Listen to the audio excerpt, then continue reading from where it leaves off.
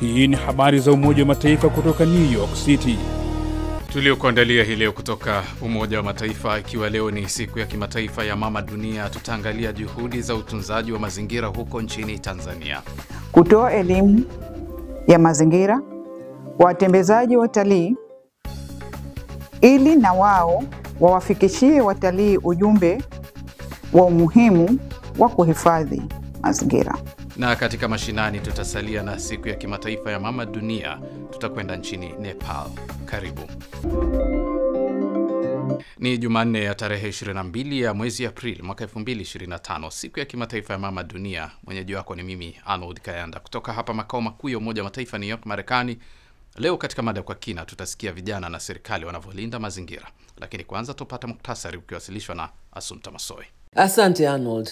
Ikiwa leo ni siku ya kimataifa ya Mama Dunia, ikilenga kuchagiza hatua ya kuhifadhi sayari dunia, Katibu Mkuu wa Umoja wa Mataifa Antonio Guterres ametumia neno homa kuwa inakumba dunia hivi sasa kutokana na viwango vya juu vya joto vinavyoongezeka kila mwaka. Hata hivyo, amesema majawabu ya kutibu homa hiyo yapo, ikiwemo kutumia nishati rejelezi ambayo ni rahisi, ina afya na salama kuliko nishati kisukuku. Huko nchini Jamhuri ya Kidemokrasia ya Kongo DRC, kando ya mapigano yanayotikisa eneo la mashariki mwa nchi hiyo, watoto wamechukua hatua kulinda sayari dunia kwa kuhifadhi misitu kwenye taifa hilo ambako ukataji miti kiholela umefurutu ada. Katika mji wa Mbandaka, mji mkuu wa jimbo la Equateur, wanahabari watoto waliofundishwa na shirika la Umoja Mataifa la kuhudumia watoto UNICEF wanatumia redio, video na uandishi wa habari kusambaza ujumbe muhimu wa watu kuchukua hatua kulinda misitu badala ya kukata miti kiholela.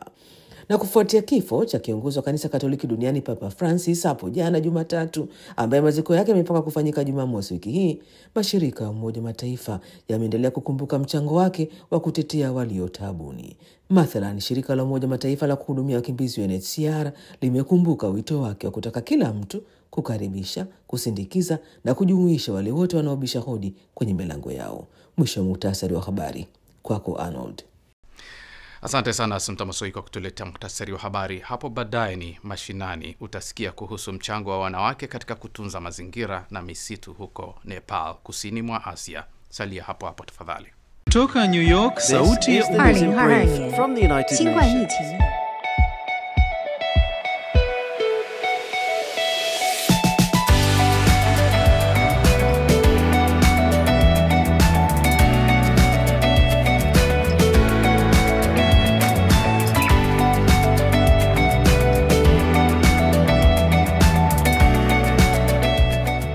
Alors que le réchauffement record met à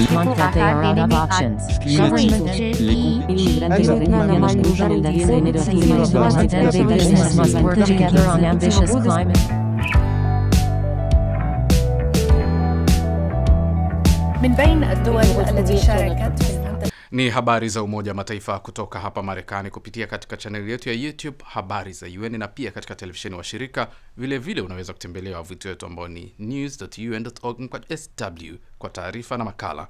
Mimi ni Arnold Kayanda. Tunasonga mbele na sasa ni wasaa wa mada kwa kina. Siku ya kimataifa ya Mama Dunia huadhimishwa kila mwaka tarehe 22 ya mwezi Aprili. Siku hii ilipitishwa rasmi na Umoja wa Mataifa kupitia shirika lake linalohusika na masuala ya mazingira UNEP mwaka 2009, lengo likiwa ni kuhamasisha jamii umuhimu wa kutunza mazingira kama makazi ya viumbe hai na wajibu kuhifadhi dhidi ya uharibifu wa mazingira. Katika kuadhimisha siku hii, mwenzangu Lea Mushi wa idhaa hii ya Umoja wa Mataifa anatupeleka nchini Tanzania kusikia namna vijana na serikali wanavyolinda Mama Dunia. Kwanza vijana wanaanza kuzungumza. Kwa majina naitwa Gladness Mushi, mwanzilishi wa taasisi ya Kijanika Africa. Katika kuadhimisha siku ya Mama Dunia leo tarehe 22 mwezi wa 4, ningependa kuendelea kutoa hamasa juu ya utunzaji wa mazingira katika dunia yetu au sayari yetu. Kipekee ningependa kuwakumbusha kwamba asilimia kubwa ya dunia yetu imezungukwa na bahari. Hivyo basi, ndani ya bahari vipo viumbe hai ambavyo vinasemekana ni mimea, lakini pia kuna wanyama. Nipende kutia msisitizo juu ya utunzaji wa mazingira. Kwa sababu gani? Katika bahari zetu na fukwe zetu. Kwa sababu gani? Inaonekana kumekuwa kuna ongezeko kubwa la utupaji wa takataka za plastiki, ambazo plastiki hizo sio takataka ozo, ambazo zimeleta madhara makubwa sana. Kwa mfano, kusababisha vifo vya wanyama ni kama samaki, ambako kuna nyavu nyingine ambazo zinaachwa baharini wakati baada ya wavuvi kuvua, zile nyavu zinatumika kama chakula. Kwa hiyo nipende kusisitiza kwamba tupunguze au ikiwezekana tutokomeze kabisa matumizi ya plastiki au za kutupa takataka za plastiki katika fukwe au vyanzo vya maji. Lakini vile vile pia tunatambua kwamba sasa hivi kumekuwa na ongezeko kubwa la hewa chafu inayojulikana kama carbon katika sayari, ambako inapelekea ongezeko la joto. Kwa hiyo ningependa kutitia msisitizo tutumie nishati mbadala ambazo ni nishati safi, mfano umeme, lakini pia matumizi ya gesi. Nipende pia kuwatakia heri ya siku ya Mama Dunia. Tuendelee kutunza mazingira yetu, lakini pia tulinde mazingira yetu na tutumie nishati safi ambazo ni nzuri kwa ajili ya maisha yetu na afya zetu. Kwa majina naitwa Desideri Malia, ni mdau wa masuala ya mazingira. Katika kuadhimisha siku ya kimataifa ya Mama Dunia, mimi binafsi pamoja na wadau na asasi mbalimbali tutashiriki katika zoezi la usafi wa fukwe katika bichi ya Dar es Salaam, tukiwa na lengo la kuhamasisha utunzaji wa bahari pamoja na viumbe bahari. Katika maadhimisho haya tunabebwa na kauli mbiu ya dunia yetu nishati yetu, na kwa mtazamo huo ninapenda kuwaasa wananchi, wadau na watunzaji mazingira kwa ujumla kutunza mazingira kwa kutumia nishati ambayo ni safi na endelevu. Kijana Malia anaeleza changamoto anazokumbana nazo katika utekelezaji wa majukumu ya kimazingira, ikiwemo usafishaji wa mazingira na usafishaji wa fukwe. Tuna watu au wadau ambao wanatuunga mkono kwa kiasi kikubwa sana, kama vile makundi ya wanafunzi kutoka vyuo vikuu, wadau wenye asasi nyingine na taasisi mbalimbali ambazo zinaratibu na kusimamia mambo haya. Lakini bado tunakabiliwa na changamoto tofauti. Kwanza kabisa ni uelewa wa baadhi ya wananchi kwamba hizi ni shughuli za kujitolea. Wao wanaamini na wengi wao wanaamini kwamba kuna hela ambazo nyingi tunazipata za kuwezesha hizi shughuli. Kumbe wengi ni watu ambao tunajitolea, tunapata support ndogo tu kutoka kwa wadau wenzetu. Na kingine ni ushiriki wa baadhi ya watu kuna katika mitaa au katika maeneo ambayo yanazunguka fukwe. Wengi wao wanaona kama ni jukumu la wanaojitolea tu na sio jukumu la kila mmoja. Vile vile saa nyingine kuna mamlaka ambazo zinatukwamisha, ikiwemo wakati wa kufuatilia michakato ya kupata vibali, tunakosa kwa wakati, na vile vile tunakosa ushirikiano katika baadhi ya maeneo na wakandarasi. Yani baada ya ukusanyaji takataka zile zinapaswa zichukuliwe zipelekwe katika maeneo ambapo kama vile dampo, lakini tunakosa ushirikiano wa wakandarasi husika katika mitaa au yale maeneo.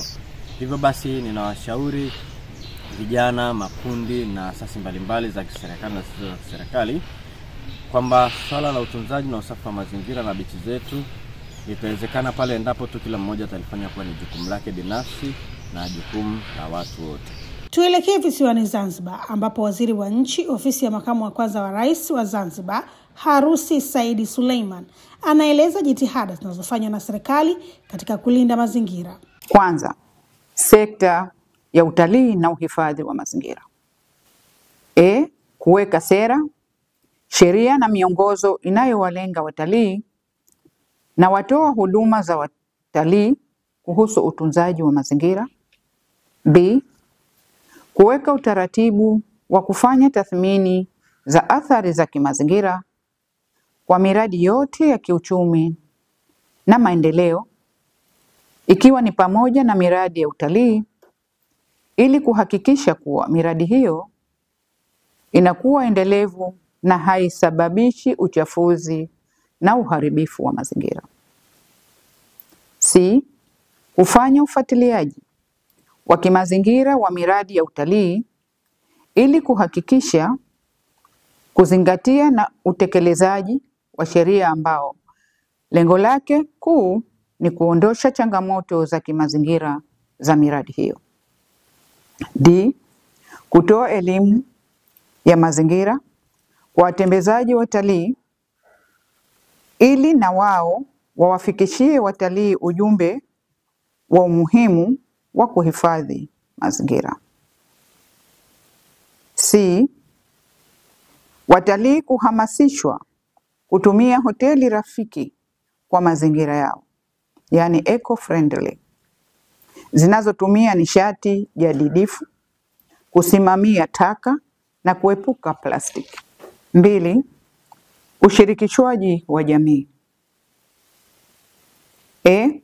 Kutoa elimu kwa jamii kupitia mikutano ya hadhara kuhusu mazingira, matumizi endelevu ya mali asili na mabadiliko ya tabia nchi na umuhimu wa usafi wa mazingira. B. Jamii kushirikishwa kikamilifu katika upandaji wa miti, ikijumuisha mikoko, miti ya matunda na miti ya misitu, na kulinda rasilimali kama misitu na mawe. C. Ushiriki wa jamii katika uundaji wa sera, sheria na miongozo ya mazingira ili kuhakikisha jamii wanakuwa ni sehemu ya maamuzi. Na upi ni wito wake kwa jamii? Tukumbuke kwamba Zanzibar, Tanzania na dunia kwa ujumla ni nyumba yetu ya pekee na hatuna nyumba mbadala wake.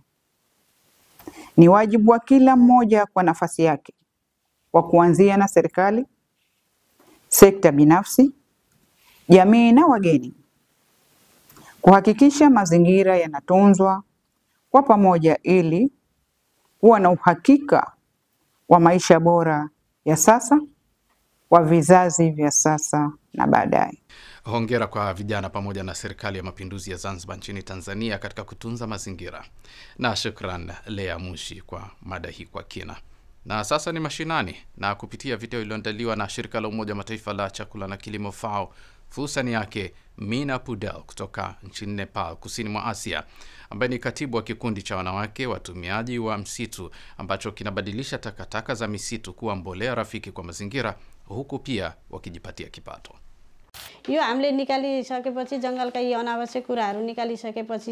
Kwa kuondoa taka zisizo muhimu kutoka msituni, tumeweza kupunguza kwa kiasi kikubwa hatari ya moto msituni na mazingira yamekuwa safi zaidi, jambo ambalo limeleta matokeo chanya moja kwa moja kwa afya ya binadamu. Zaidi ya hayo, mbolea tunazozalisha baada ya kuchakata taka hizi ni rafiki kwa mazingira na pia salama zaidi kwa afya ya binadamu.